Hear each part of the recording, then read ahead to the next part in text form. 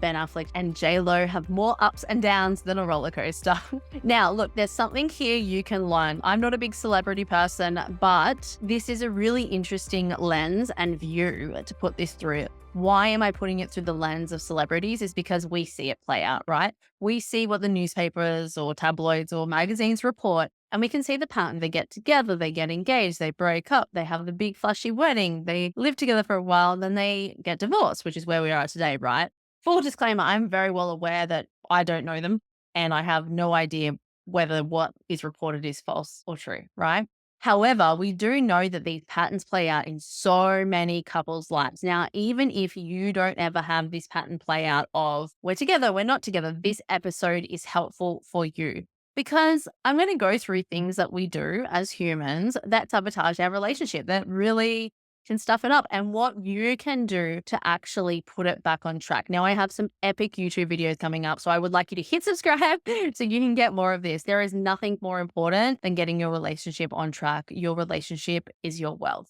What we can learn from them is clearly they are playing out a relationship pattern or dynamic that needs to be looked at and addressed on a deeper level. But there's a reason they get together and then split up and then get together and then split up. There is things happening within them. There's probably a whole lot of external stuff because of who they are, but there's more happening within us when we play out this pattern in relationships. So we need to, one, identify the root issue. So reflect on the reasons behind the cycle. Are there unresolved issues? Is there things not being communicated? Is there a communication breakdown? Is there emotional triggers that keep causing the relationship to falter? Is there fundamental addictions, mental health issues, or challenges underneath the surface that are not being addressed? I can tell you a little story. I see couples day in, day out. So there are so many patterns that couples play out, and one of us can be more insecure in the relationship and want the reassurance constantly. And the other person can be a little bit more aloof and avoidant and not necessarily want to have those conversations. And the way they get energy is by being a bit more aloof and distant and checking out. Now,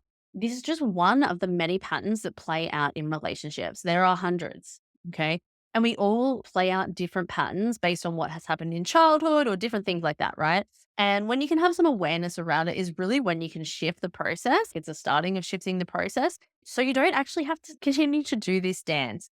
Something that I have a conversation with couples around a lot is, oh, like I didn't know that we get into relationships to heal childhood parts of ourselves so we can grow and expand.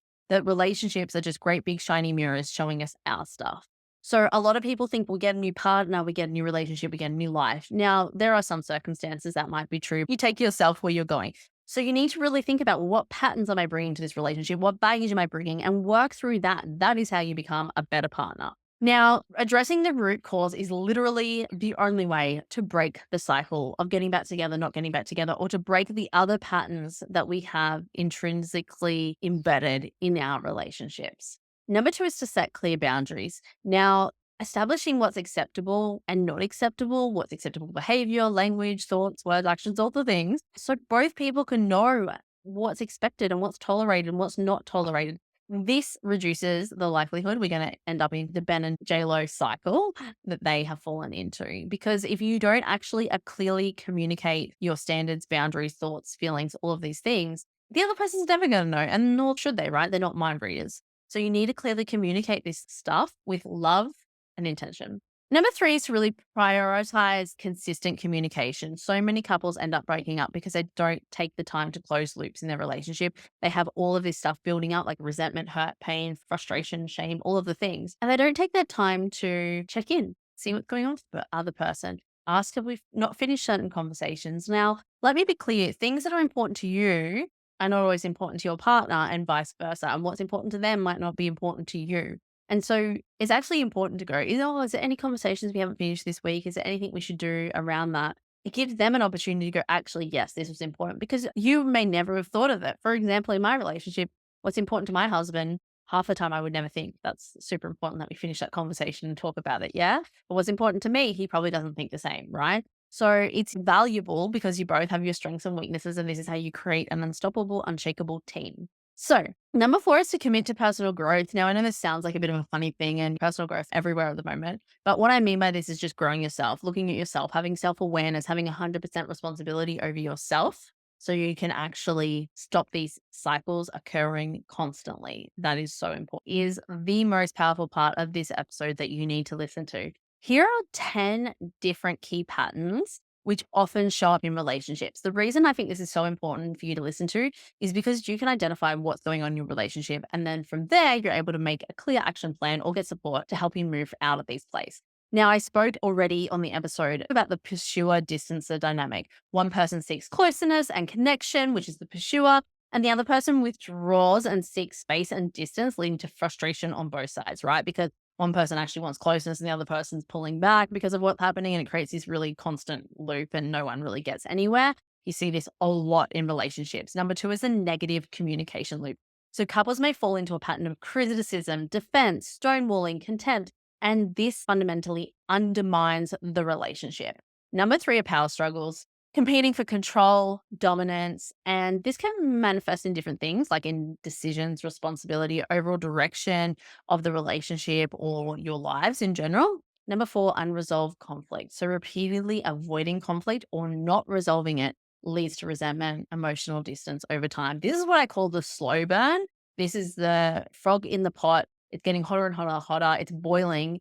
And this couple doesn't realize that they're in the pot and that it's boiling, and that because they're not actually resolving anything, then they get to breaking point, and then they usually seek counseling. If that is you, don't wait. Go and get some help right now. Actually, I offer a free call. So go and have a look at that link. It's a free relationship connection call. It's so worth it. Make change today. Number five is lack of emotional support. So one or both partners may feel neglected or unsupported, and which can completely erode the intimacy, both physical and emotional intimacy. Both are just as important and both are needed for a thriving relationship.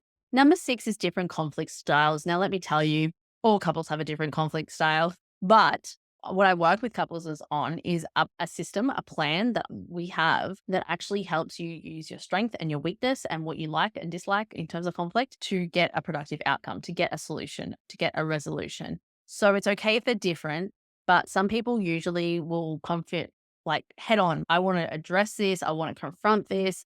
I want to talk about it. Whereas the others, I hate conflict. I want to avoid it. I want to run away. If I could talk about anything else today, it would let me talk about the weather for 10 hours. I'd rather talk about that than talk about this. It's okay. There is stuff you need to do about it. If this is happening in your relationship, you actually need a tangible plan and to know how this dynamic works and to put it into play, because it's a complete game changer when you get it in play. I see so many couples sort this out and it just creates so much peace, joy, and deeper understanding, right? Which leads to deeper emotional intimacy and connection.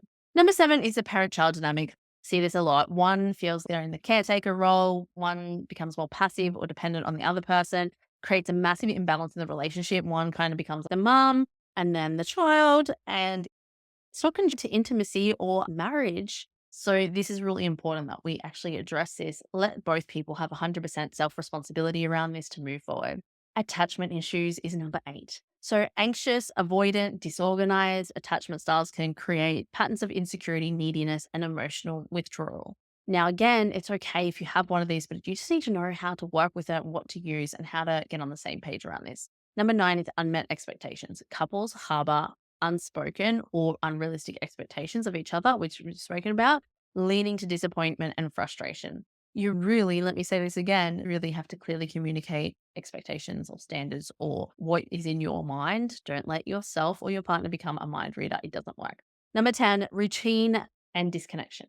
Over time, the excitement and spontaneity of the relationship may actually fade, leading to emotional and physical disconnection if not actively addressed. Full big disclaimer here. There's so much you can do about this, and you just need automated relationship habits to keep you connected, to keep the fire going, to keep you passionate. So all of these things are patterns that play out in relationships, but there is something you can do about every single one of them. If you take nothing from this video, know that there is hope. There is hope for you. There is hope for you to get back on the same page. If you know you need to work on those, I offer a free relationship reconnection call. The link is just here in YouTube. So go and have a look. I will pop it in the show notes as well. It is so worth your time. We go through a couple of tips to get you back on track. And we talk about the best path to get you reconnected, to get you moving in the direction that you want. So you don't have to play out these patterns. And honestly, I was on a call this morning and one of the main goals was I just don't want to repeat this for my kids. I want the pattern to break with me. I want it to stop with me. I don't want to do to my kids what my parents did to me. I don't want them to have that upbringing. I want to teach them self-regulation tools. I want to teach them what a healthy, happy marriage looks like. I want to teach them what a healthy, happy mom or dad looks like. How powerful is that? That is literally my favorite thing to hear, because when you as a couple makes a big change in your life, your kids benefit by osmosis. So they benefit naturally by you doing the things, by you becoming a better person, by you becoming healthier and happier. They benefit so, so much. And I've seen this time and time again. So it is just amazing when parents take the action and then change the world for their kids and stop the pattern with themselves. What I want you to take from today is, what's one actionable thing you can do to move your relationship forward? What pattern? I want you to identify which pattern is playing out in your relationship. I want you to identify, do you have a Ben Affleck and JLo pattern? Get together, break up, get together, break up. What's the root cause of that and why are you doing that? Who is it serving? What is it serving? Why is it beneficial? And now when I say why is it beneficial, it could be a negative benefit, but there's still some sort of payoff that you usually get from it. Whether it's, I don't want to be alone, so we go back together, or I'm fearful of finding somebody else, so we go back together. There could be 1,000 reasons, but identify that so you can start making change. You can not just watch a YouTube video, but you can actually create change in your relationship. And I would love to know. So in the comments below, let me know, what is the pattern? How are you going to break it? What's your action step that you're going to take? And I'd love to have a conversation with you and help you create the most unshakable, reconnected, loving relationship there is.